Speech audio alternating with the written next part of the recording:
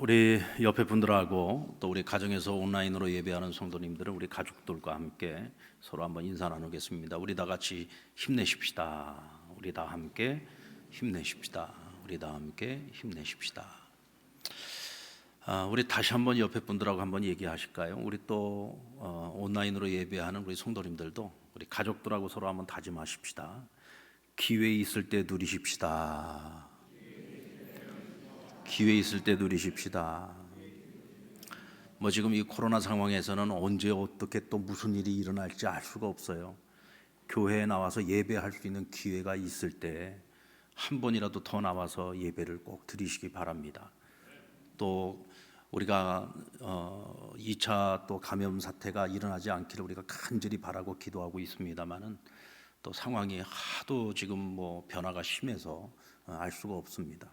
한 번이라도 더 나와서 예배할 수 있는 기회가 있을 때 예배를 드리는 것이, 또 지나고 나면 아이고 그때 갈 걸, 그때 또 못 가서 또 1년 내내 한 번도 교회 못 나오고 온라인으로만 예배 드리는 분들도 분명히 생기실 것 같아요. 하여간 기회가 있을 때 누리는 것도 지혜입니다. 아멘. 동서냉전 시대의 미국의 학자인 볼턴 존 씨는 미국이 만약에 망하게 된다면 그것은 소련 때문이 아니라 스스로 자초한 원인 때문일 것이다 라고 말했습니다. 역사적으로 보면 강대국들이 외적의 침략으로 망한 예는 극히 드물다고 할 수 있죠. 대부분의 그 멸망의 원인을 보면 근본적으로 정신적인 부패나 혹은 그 사회의 영적 타락 때문인 경우가 다반사였습니다. 역사 이래로 19개의 문명 가운데 16개의 문명은 내부의 부패로 인해서 결국은 몰락하게 됩니다. 오히려 외부의 공격은 내부를 다지는 결속력으로 변화되는 것을 볼 수 있습니다. 결국 나라를 망하게 만드는 주적은 외부의 적이 아니라 내부의 적이라고 하는 것을 말씀해 주고 있죠. 이것이 어찌 여러분 나라의 문제뿐이겠습니까? 적게는 우리 자신으로부터 시작해서 가정과 일터, 그리고 우리가 살아가는 모든 삶의 자리를 흔들고 무너지게 만드는 것은 사실은 남 탓일 때보다도 우리 자신에게 문제가 있어서 어려움이 발생되는 경우가 많습니다. 결국은 내가 정의롭지 못하고 우리가 살아가는 이 사회가 정의롭지 못하고 국가가 정의롭지 못하면 스스로 자멸의 길을 갈 수밖에 없다는 것을 역사는 우리에게 교훈해 주고 있습니다. 오늘 시편 28편은 다윗이 그의 아들 압살롬의 쿠데타로 인해서 왕궁에서 도망쳐 나와 들판으로 광야로 황무지로 도망을 치고 있을 때 그가 쓴 시편 중에 하나입니다. 다윗이 생각하는 정의라고 하는 것이 무엇이었을까요? 오늘 이 시편에서 다윗의 고뇌를 볼 수 있는데, 이 다윗의 고뇌는요 딴 게 아니에요. 세상이 정의롭지 못하다는 것. 세상이 정의롭지 못하다. 왜 세상은 정의롭지 못할까라고 하는 문제를 가지고 고뇌하고 있습니다. 근데 그가 고뇌하고 있는 이 정의의 문제라고 하는 것을 다윗은 이렇게 생각하고 있습니다. 하나님을 경외하는 의인들은 마땅히 하나님께로부터 복을 받아야 하고, 불의한 자들은 당연히 하나님의 징벌을 받아야 한다. 이것이 다윗이 생각하는 정의였습니다. 근데 현실을 보면 그렇지 않다는 거죠. 지금 불의한 자들이 나라를 장악했습니다. 의인이 핍박을 당하고 있습니다. 악한 자들이 형통한데 그 형통함이 계속적으로 지속되고 있는 것을 보게 됩니다. 그러면 오늘 다윗의 고뇌는 한 걸음 더 나아가서, 내가 믿는 하나님은 정의로우신 하나님이신데 왜 이 불의한 자들에 대하여, 왜 이 불의한 세력에 대하여 하나님 징벌치 아니하시는가? 왜 그들을 심판하지 아니하시는가? 왜 하나님 침묵하시는가 하는 문제를 가지고 그는 또한 고뇌하고 있다는 거죠. 근데 여기서 한 걸음 또 나아가면은 오늘 그를 슬프게 하고 있는 것이 있습니다. 그럼 무엇이 그를 슬프게 하느냐? 오늘 이스라엘 가운데 정의가 무너지고 있는데 이 정의가 무너지게 한 가장 1차적인 책임자가 누구냐? 바로 자신이라는 거죠. 누가 쿠데타를 일으켰습니까? 남이 아닙니다. 자기 아들이 쿠데타를 일으킨 거예요. 그리고 압살롬과 함께 결탁을 해가지고 쿠데타를 일으킨 세력은 바로 자기의 신하들이었습니다. 가화만사성 치국평천하라는 말이 있잖아요. 자기 가정을 잘 다스릴 수 있는 사람이 나라도 잘 다스릴 수가 있고 세상을 잘 다스려서 세상에 평화를 가져올 수 있다. 그런데 다윗은 가정을 제대로 다스리지 못해서 아들이 반역자가 되고 아들이 쿠데타의 주역이 됐어요. 거기다가 평생을 함께 해왔던 자기 신하들이 등을 돌린 겁니다. 결국은 내가 나라를 잘못 다스림으로 인하여 지금 백성들이 도탄에 빠지고 지금 이스라엘이라고 하는 이 나라 하나님의 왕국에 정의가 다 무너져 버리고 말았다는 거죠. 다윗은 지금 깊은 자책감에 빠져 있어요. 또 한편으로는 이 불의한 자들의 형통함을 바라보면서 탄식하고 있습니다. 그런데 여기서 끝나지 않아요. 어쩌면 이것이 다윗의 위대함이라고 할 수 있고 오늘 우리 신앙인들이 배워야 될 신앙적 자세라고 저는 생각합니다. 먼저 다윗은 하나님이 어떤 분이신가에 대한 확실한 정의를 내리고 있고요. 그래서 하나님께 대한 신뢰의 끈을 놓지 않고 있습니다. 자, 오늘 다윗이 말하고 있는 불의한 자들은 어떤 사람들입니까? 그들은 이웃에게 화평을 말하고 있는데 그 마음속에는 악독이 가득한 자들이다. 또 뿐만 아니라 하나님께서 행하신 일들과 하나님이 만드신 것들에 대하여 전혀 생각하지 않는 사람들이다 라고 얘기했어요. 한마디로 말하면 이 사람들은 하나님을 경외하지 않아요. 하나님이 인정하지 않아요. 감찰하시는 하나님의 눈을 전혀 의식하지 않는 거예요. 그러다 보니까 앞뒤가 달라요. 입만 열리면 다 거짓말이에요. 그래서 그와 같은 이들의 이 불의함이 사회의 정의를 다 무너뜨리고 나라의 기강을 다 무너뜨리고 백성들을 도탄에 빠지게 만들고 있다는 거죠. 여러분, 그의 아들 압살롬은요, 이 쿠데타를 일으키기 4년 전부터 준비를 합니다. 그래서 예루살렘 성문 밖에 군사들과 함께 진을 치고 전국 각지에서 왕에게 자신의 그 억울한 문제를 해결하려고 송사하러 올라오는 사람들을 개별적으로들 만납니다. 그리고 따로 장소를 옮겨서 그들이 대체 어느 지파 사람인지 또 어떤 문제를 가지고 송사를 하려고 하는지 그들의 말에 귀를 기울였어요. 그러면서 그들이 하는 말에 박수를 쳐줍니다. 아이고 옳다 옳다, 당신이 옳다, 당신이 하는 얘기 하나도 틀린 얘기가 없다, 정말 억울하겠다. 그러면서 하는 말이, 그렇기는 한데 지금 우리 왕이 당신들의 그 억울함을 풀어주기 위해서 사람을 세워놓지 않았다. 그래서 당신의 그 억울함을 해결할 길이 없고 방도가 없다. 그런데 이제부터는 내가 당신들의 재판관이 되어서 내가 당신들에게 정의를 베풀려고 한다. 그러자 이 백성들이 얼마나 고마워요. 엎드려서 절을 합니다. 그러니까 또 친절하게 무릎을 꿇고 따뜻한 손으로 그를 이렇게 세우고는 포옹을 해주고 또 키스를 해줬다고 그랬어요. 입맞춤을 했다고 그랬습니다. 여기에 여러분 백성들의 마음이 다 무너져 버리는 거예요. 압살롬은 여러분 정말 이스라엘 가운데 그의 임무를 따를 자가 없다고 했습니다. 이스라엘의 송중기인 거예요. 아주 꽃미남이었습니다. 그러니 그 압살롬의 미소가 백성들의 마음을 녹이는 거예요. 그의 그 화려한 언변이 백성들의 마음을 녹이는 겁니다. 게다가 포옹을 하고 입맞춤까지 했으니 그들의 마음이 무너지지 않겠습니까? 그래서 오늘 성경에 보면은 압살롬이 백성들의 마음을 훔쳤다 그랬어요. 이 훔쳤다는 말은 도적질을 했다는 거죠. 압살롬은 아버지의 그 왕권을 찬탈하기 위해서 철저하게 준비했어요. 백성들을 가문이솔로 속였습니다. 멋진 말로 지금 포장을 하고 있지만 그의 마음속에는 악독이 가득했어요. 멋진 말로 포장하고 있지만 그의 마음속에는 아버지의 왕권을 창탈하고자 하는 악한 마음이 들어차 있었다는 거예요. 이웃에게 화평을 말하며 그의 마음에 악독이 있는 자, 이거 압살롬을 지금 이야기하고 있는 것이죠. 왕의 신하들은 왕 앞에서는 충성을 맹세하면서 뒤로는 반역을 꾀하고 있었습니다. 오늘 이들을 불의한 자라고 말하고 있습니다. 그런데 여러분, 압살롬이 내가 너희의 재판관이, 내가 이 사회 속에 내가 정의를 세워나가겠다라고 이야기를 해놓고서는 왕궁에 들어가서 그가 제일 먼저 한 일이 뭡니까? 아버지가 남겨두고 간 그 후궁들과 백주 대낮에 동침을 했어요. 한마디로 말해서 아버지의 하체를 더럽힌 겁니다. 천인공노할 범죄를 저지른 거죠. 그것이 아무리 정치적인 쇼라고 할지라도 그건 있을 수가 없는 일이에요. 그가 왜 이런 죄를 저질렀을까요?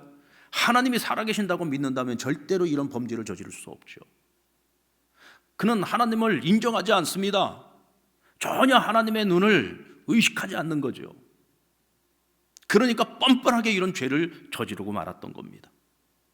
그러므로 다윗은요, 오늘 이 불의한 자들의 구태타는 반드시 실패한다고 믿고 있어요. 왜 그렇게 믿고 있느냐? 지금 현실을 보면 전혀 그렇지 않습니다. 지금 현실을 보면은 그들이 지금 강력한 권력을 가지고 지금 이스라엘의 왕권을 차지했어요. 그리고 그들의 형통함이 굉장히 오래 갈 것처럼 보입니다. 그들이 쌓아놓은 성벽이 아주 견고해 보이죠. 그럼에도 불구하고 다윗은 확신합니다. 저들은 반드시 실패한다. 왜? 내가 믿는 하나님 여호와는 정의로우신 분이기 때문이다. 그래서 하나님을 경외하고 의로운 자들에게는 복을 주시지만 불의한 자들은 반드시 하나님 징벌하신다. 하나님께서 저 불의한 자들을 그냥 놔두실 리가 없다는 거죠. 반드시 하나님 징벌하신다는 거죠. 그러므로 저들의 구태타는 실패할 수밖에 없다는 거예요. 현실은 그렇지 않지만 다윗은 믿음을 가지고 있었던 거죠.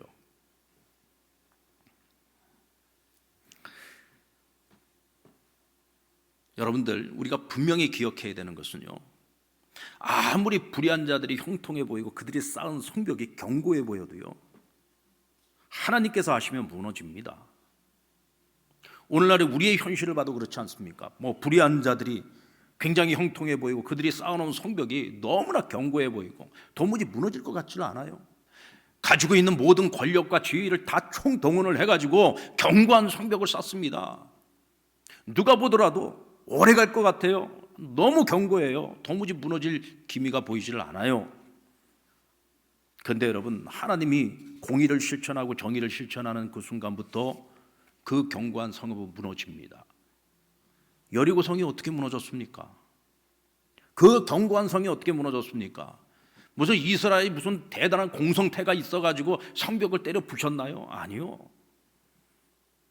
하나님에 대한 절대 믿음을 가지고 하나님의 명령대로 순종했을 뿐입니다. 하루에 한 바퀴씩 돌면서 나팔을 불어요. 7째 되는 날 7바퀴 돌고 나팔을 불고 외치라 할 때 그들이 큰 소리로 외쳤습니다. 그랬더니 돌 한 번 날리지도 않았는데 그 견고한 성읍이, 그 성곽이 우르르 무너져 버린 거예요.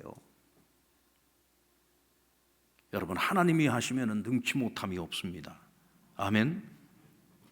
서울의 어느 교회에 800억대 자산을 가지고 계시는 장로님이 계세요. 이 장로님은 공공연하게 특별히 이제 어떤 부동산에 투자를 하고 땅을 사려고 하는 사람들이 있으면 그분들에게 뭐라고 조언을 해주냐면, 땅 살려면 북쪽에 땅 사시오라고 얘기합니다. 그러니까 구체적으로 얘기하면 파주, 문산 혹은 동두천, 또 그 너머에 포천 이쪽 땅을, 여러분 사실 서울에서 가장 싼 땅이 그 북쪽 땅이거든요. 강남이나 가야 땅값이 천천부지로 오르죠. 그런데 이 장로님은 자꾸 북쪽의 땅을 사라 그래요. 좀 이치에 안 맞는 것 같은데, 근데 그분은 확신을 가지고 있는 것이 있어요. 반드시 통일이 된다. 통일이 되는 그 순간에 지금 헐값인 그 땅값은 천천부지로 뛸 거다. 왜 통일이 되느냐? 내가 믿는 하나님 정의로우신 하나님이니까. 저 북한의 저 불의한 정권을 하나님께서 언제까지 두고만 보고 계시겠느냐? 하나님 반드시 저들을 징벌하실 것이다. 한국교회 성도들이 통일을 놓고 얼마나 기도하고 있으며 저 북녘 땅의 지하교회 성도들이 얼마나 기도하고 있느냐? 하나님께서 그 기도를 듣고 계시는데 통일을 이루어 주시지 않겠느냐? 반드시 통일된다. 여러분들 땅 사실 생각이 있으시면은 파주의 땅을 사시고 저기 동두천, 포천 땅을 사시기 바랍니다. 이분은 그 믿음이 있는 거예요. 이분은 부동산으로 엄청난 돈을 벌고 주식으로도 돈을 많이 버신 분이에요. 그런데 이분이 그런 얘기를 하더라고요. 내가 부동산에 투자를 하고 주식에 투자를 할 때 남들은 내가 무슨 졸부라고 얘기하는데 그 사람들은 나만큼 노력하지 않았다. 땅 한 평을 사더라도요 엄청난 공부를 하고 산다는 거예요. 여러 가지 모든 것들을 다 따져보고 여기다 하고 내가 믿음이 생겼을 때 투자를 한다는 거죠. 주식도 마찬가지래요. 주식도 지금 현재 그 회사의 상장 가치를 보고서 투자를 하는 것이 아니라 그 회사의 오너를 보고 투자를 한다는 거예요.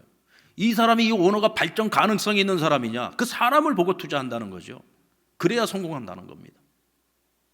확신이 있을 때 투자한다는 거예요. 확신이 있을 때. 여러분, 우리가 세상에서 사업을 하더라도 뭔가 내 마음에 확신이 있을 때 투자를 할 수 있는 거잖아요. 우리가 왜 기도합니까? 하나님께 대한 확신이 있으니까 기도하는 거예요.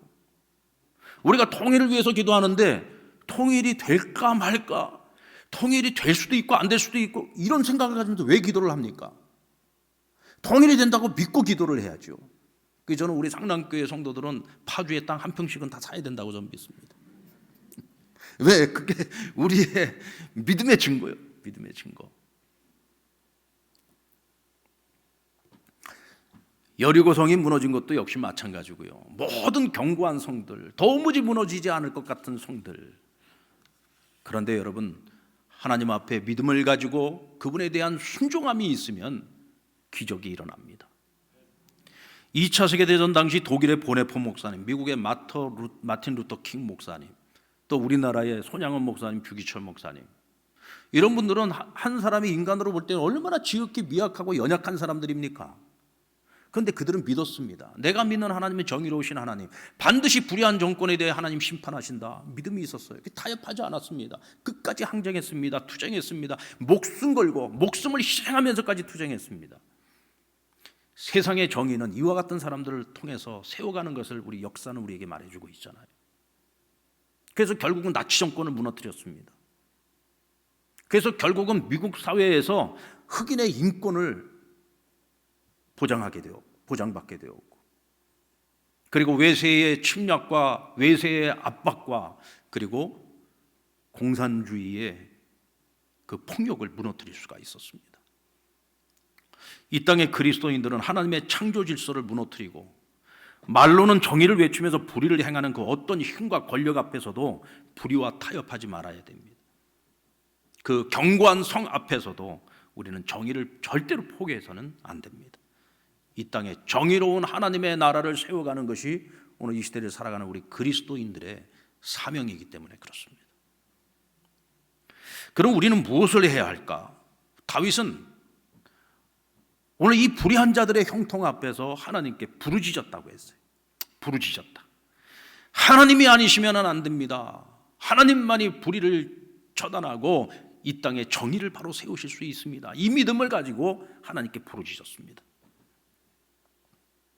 오늘 다윗이 불의한 자들이 형통함에 대해서 이렇게 말해요. 왜 저 불의한 자들이 형통하냐? 하나님이 내 기도에 귀를 막고 계시기 때문이고 잠잠하시기 때문이다. 일은 사람이 다 저질렀는데 자꾸 하나님만 탓하고 있는 것처럼 보일 수 있죠. 근데 지금 다윗은 하나님을 탓한다기보다는 하나님이 아니시면 안 된다라고 하는 하나님께 대한 절대 의존의 마음을 가지고 지금 부르짖고 있는 거예요. 하나님이 아니시면 안 됩니다. 이건 인간이 해결할 수 있는 문제가 아니에요. 오직 하나님만이 정의를 세우실 수 있습니다. 지금 이스라엘은 이미 불의한 자들의 손에 다 넘어갔습니다. 어찌할 것입니까? 하나님만이 하실 수 있습니다. 그래서 이와 같이 기도하는 사람들은요, 불의한 자들의 형통을 보면서 절망하고 낙심하고 포기하는 것이 아니라 오히려 그러면 그럴수록 더 강렬한 기도를 드리는 거죠. 그래서 오늘 이 기도를 보면, 다윗의 기도를 보면 1절과 2절 말씀에 계속해서 하나님께 무엇을 요청하느냐 하면 들으소서, 들으소서. 계속 내 기도를 들어달라고 얘기합니다.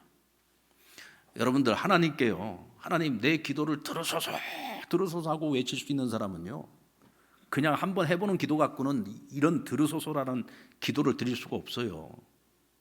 나도 지금 하나님 내 기도를 들을지 안 들을지도 모르고, 이건 뭐 하나님이 응답해 줄지 안 해줄지도 몰라. 그냥 남들이 기도한다니까 나도 한번 해보자 하는 그런 기도 가지고서 어떻게 하나님께 들으소서, 들으소서를 할 수가 있어요. 정말 간절한 기도, 믿음과 확신을 가진 기도, 생명을 거는 기도를 드릴 때에 하나님이 이 기도를 들어달라고 외칠 수 있는 거예요. 오늘 다윗의 기도는 바로 그런 기도입니다. 탈무드에 보면 이런 수수께끼가 나옵니다. 하나님께서 사람들을 사랑하시는데 왜 사람들에게 빵나무를 주지 않았을까? 왜 인간에게 먹고 사는 문제가 중요한 문제잖아요. 그렇다면 사랑하는 자들에게 빵나무를 주시면 수고하지 않아도 그냥 빵 따먹으면 되잖아요. 근데 왜 하나님은 빵나무를 주지 않았을까? 근데 아프리카 열대지방에요, 이 뽕나무가의 열대성 상록 교목 중에 빵나무라고 불려지는 나무가 있답니다. 근데 정말로 나무에서 빵을 따먹는 것이 아니라 그들의 주식을 만드는 원료가 되는 열매가 달려 있는 거예요. 그러니까 결국은 재료를 주시는 거죠. 여러분, 하나님께서는 절대로 우리에게요 완성품을 주시는 하나님이 아니에요. 항상 우리에게 재료를 주십니다. 그리고 하나님의 형상을 닮은 우리에게 하나님이 창의력을 주셨어요. 그래서 창의력이 있는 우리는 하나님이 주신 재료를 가지고 하나님의 그 창조 작품에 우리가 함께 동참하는 거예요. 그래서 하나님께서 우리에게 이 세상 자연 만물을 만들어서 허락해 주시고 난 후에 명령하신 것이 뭡니까? 이 땅을 잘 다스리고 정복하라고 말씀하셨어요. 그것은 하나님이 만들어 놓으신 이 세상을 잘 보존해서 하나님의 원래 원창조의 모습보다 더 아름답게 가꾸어 가라는 거예요. 그래서 하나님 우리에게 완성품을 주시는 것이 아니라 재료를 주시고 창의력을 주셔서 더 아름다운 세상을 우리가 창조해 나가도록 하나님께서 우리를 축복해 주신 것입니다. 저는 기도도 마찬가지라고 생각합니다. 다윗은 누구보다도 기도를 많이 하는 사람이었어요. 오늘 그는 하나님께 간절히 부르짖으면서 기도합니다. 근데 그가 기도만 했을까요? 지금 이 절박한 상황에서 그가 기도만 했겠습니까? 그런 왕궁에서 도망쳐 나오는 그 긴급한 상황 속에서도 이 왕궁에 남아 있으면서 계속해서 이 예루살렘의 상황을 자신에게 알려줄 사람들 그곳에 남겨뒀어요. 도망치는 중에도 후세와 같은 사람은요 정말 왕에게 충성을 맹세하면서 끝까지 함께 하겠다고 따라 나섰습니다. 그런데 다윗이 뭐라고 말합니까? 넌 여기 남아 있어라. 너는 압살롬에게 그의 그늘 아래로 들어가서 너는 이 안에서 나를 도와달라고 부탁을 하죠. 하나님이 그에게 지혜와 명철을 주셨어요.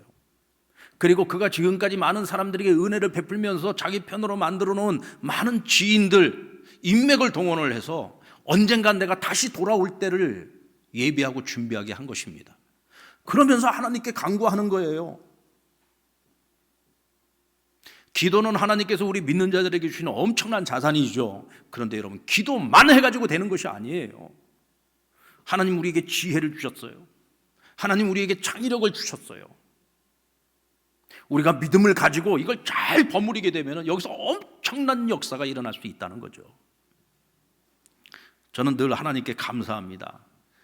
왜냐하면 하나님께서 우리 대한민국을 너무너무 사랑해 주시기 때문에. 저는 그래서 하나님이 너무 좋아요. 여러분들 차를 가지고 한번 고속도로를 한번 달려보세요. 저는 이제 서울에 올라갈 때 늘 중부 내륙고속도로에서 올라가는데 가다 보면은요, 야, 이 대한민국에 웬 산이 그렇게 많은지. 정말 겹겹이 산이에요, 겹겹이 산. 그 운전을 하고 가면서 그 앞에 펼쳐지는 그 산들을 보면은요, 그 풍경이 얼마나 아름다운지 몰라요. 근데 지금은 길이 닦여서 그렇죠. 여러분, 우리 조상들을 한번 생각해 보십시오. 겹겹이 산입니다. 그러니까 농사 지을 땅이 별로 없어요. 뭘 일궈서 먹을 만한 밭대기도 별로 없어요. 맨 산이에요. 그러니까 우리 조상들이 얼마나 늘 배고프고 굶주리고 힘들었겠어요. 게다가 또 외침은 또 얼마나 많았습니까? 참 날마다 수탈당하고. 참 우리 조상들이 참 불쌍해요. 지금 우리는 너무너무 풍요로운 지금 시대를 살아가고 있는 거예요. 그랬던 나라가 여러분 지금 이렇게 엄청난 복을 지금 누리면서 살아가고 있습니다. 근데 그것이 언제부터였을까? 저는 생각을 해봤어요. 언제부터였을까? 그 생각을 해보니까 우리 대한민국이 근대화가 되어지고 지금 오늘 여기까지 오기까지 한 100년의 역사를 한번 생각을 해봅니다. 이 나라가 변화되기 시작하고 이 나라가 희망을 갖게 되고 소망을 갖게 된 것은요, 이 땅에 하나님을 경외하기 시작하고 난 후부터입니다.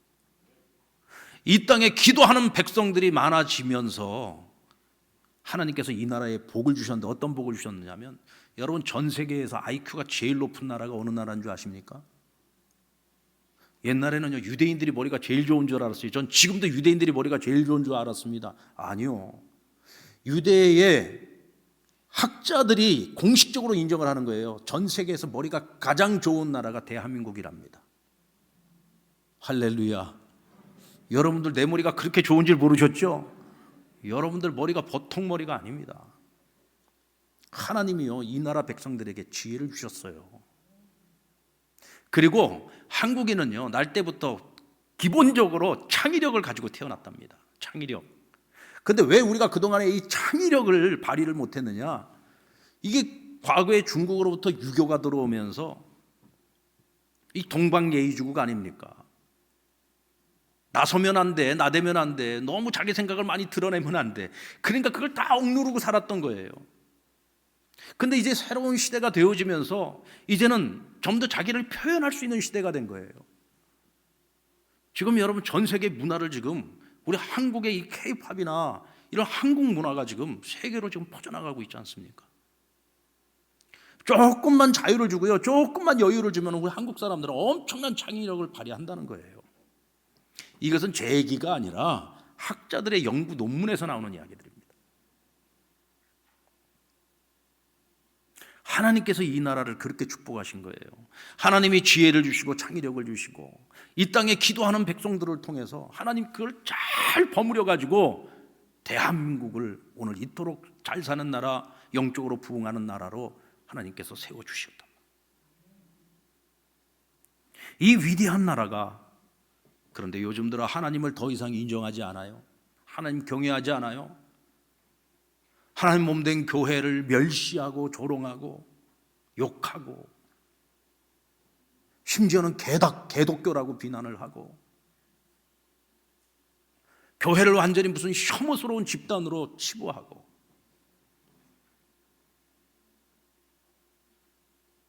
정의가 무너지고 있는 거예요. 오늘 다윗이 정의한 것이 뭐였습니까? 하나님이 행하신 일, 하나님이 손으로 만드신 그 모든 것들을 생각하지 않는 자들, 하나님 경외하지 않는 거죠. 하나님 인정하지 않는 거죠. 하나님 멸시하는 거죠. 그게 가장 무서운 불입니다. 그건 정의가 아니죠. 이 땅 가운데 정의가 무너지는 그 순간 우리가 100년간 쌓아 올리는 하나님이 주신 축복은 하루아침에 다 무너질 수 있는 겁니다. 우리는 다시금 하나님을 경외하는 믿음, 하나님의 창조 질서를 존중하고 하나님이 주시는 지혜와 창의력을 가지고 열심히 노력해서 화를 복으로 만드시는 하나님의 그 권능을 지금 이 시대에 우리가 경험을 해야 됩니다. 다시금 경험을 해야 돼요. 하나님께서 우리에게 주신 가장 큰 자산이 기도의 자산이죠. 이 땅에 1000만 기독교인들이 다시금 이 기도의 자산을 가지고 일어서야 될 때입니다. 지금 기도해야 됩니다. 부르짖어야 됩니다. 이 기회가 지나가 버리고 나면은 이제는 어쩌면 다시 일어서는 것이 아니라 무너질 일밖에 남아있지 않을 수도 있다는 거죠. 다윗은 아직 이루어지지도 않았지만 이미 이루어진 것으로 믿고 하나님께 감사와 찬양의 기도를 드려요. 이것이 여러분 다윗의 모든 감사시에 또 모든 기도시의 특징이에요. 아직도 내가 기도한 것에 대하여 하나도 상황은 바뀐 것이 없어요. 환경은 하나도 바뀐 것이 없어요. 여전히 불의한 자들의 손에 지금 이스라엘은 다 넘어가 있고 그들은 형통하고 그들의 성복은 너무 견고하고 도무지 무너질 것 같지 않고 그런 상황, 여전히 상황 그대로 있어요. 그런데 다윗은 뭐라고 말합니까? 하나님이 나를 돌보셔서 이미 내가 승리한 것으로 내가 믿어요. 그래서 하나님께 감사와 찬양과 영광을 올려드리는 거예요. 여러분 정의를 위한 강구는요, 그래서 나로부터 시작해서 나라의 지도자로 그리고 백성들에게로 이게 계속 확장되어져 나가요. 왜? 정의의 문제는 나만의 문제가 아니에요. 정의의 문제는 공동체의 문제예요. 그리고 공동체가 가장 소중히 여기게 되는 아주 중요한 가치이기 때문에 그렇습니다. 자, 나라고 하는 사람이 살면서 불의한 일을 당했어요. 자, 내가 지금 이 땅 가운데에서 살면서 불의한 일을 너무 억울한 일을 당했어. 그러면 나에게 있어서 이 나라는 어떤 나라예요? 불의한 나라인 거죠. 정의가 무너져버린 나라. 그래서 이런 나라에서 더 이상 살고 싶지 않아 라는 이야기를 하게 되는 거예요. 나라의 지도자가 정의롭지 못하면 결국 그 나라는 망국의 길을 걸어가게 되는 것이죠. 또 우리가 사랑하는 이 나라 대한민국이 정의롭지 못하면 결국 백성들은 불행해질 수밖에 없는 것입니다. 그러므로 정의로운 세상을 위한 기도는요, 어떤 특정한 사람들만의 기도가 아니라 우리 모두의 기도여야 한다는 겁니다.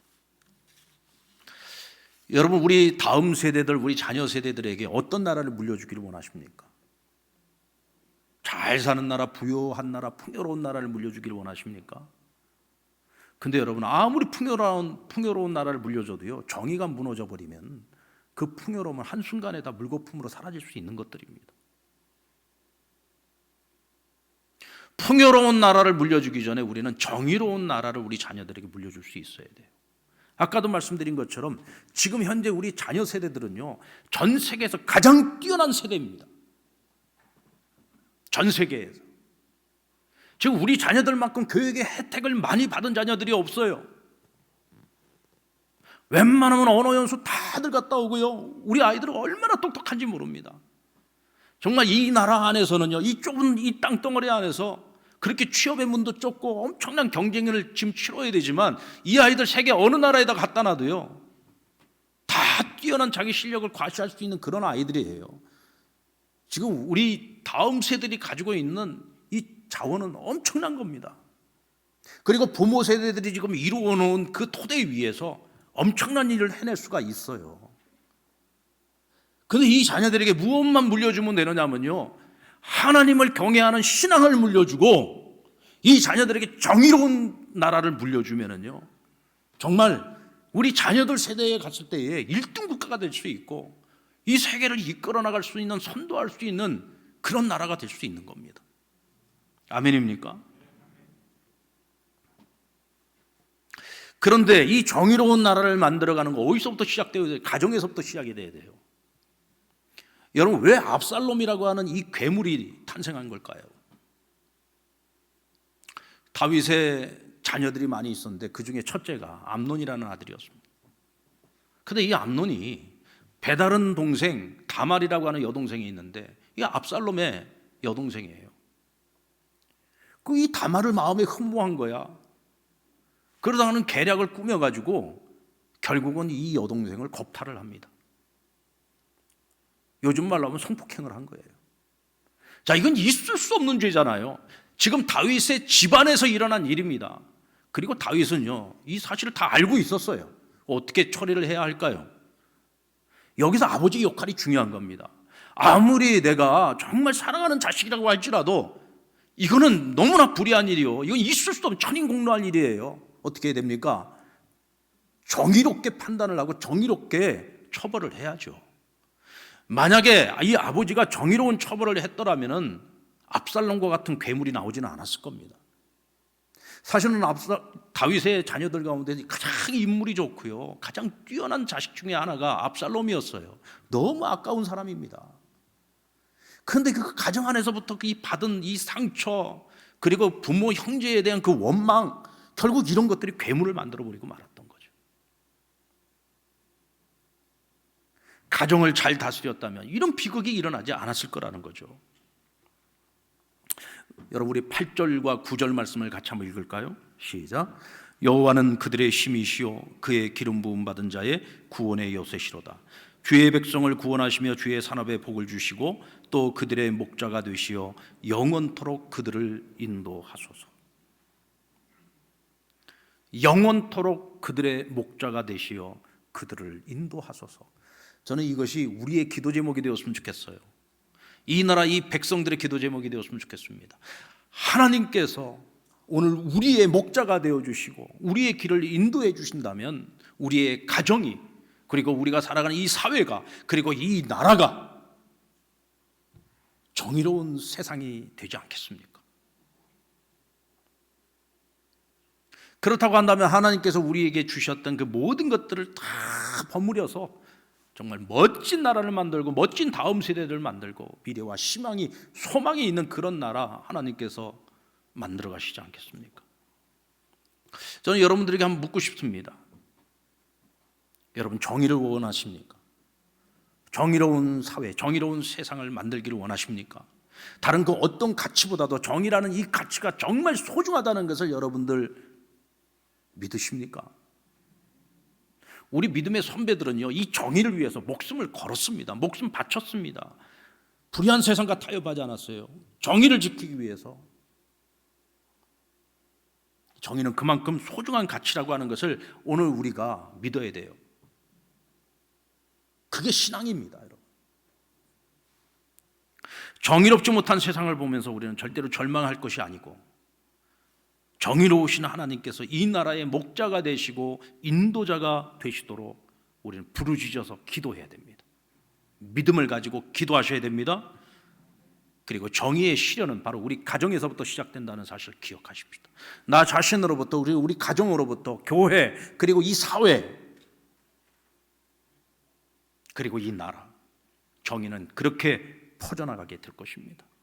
사랑하는 여러분, 오늘 이 자리에서 하나님, 나는 정말 부족하고 연약하고 보잘것없는 사람이지만 이 세상에 정의를 세워가는 일에 정말 작으나마 내가 힘을 보태겠습니다. 하나님, 기도하겠습니다.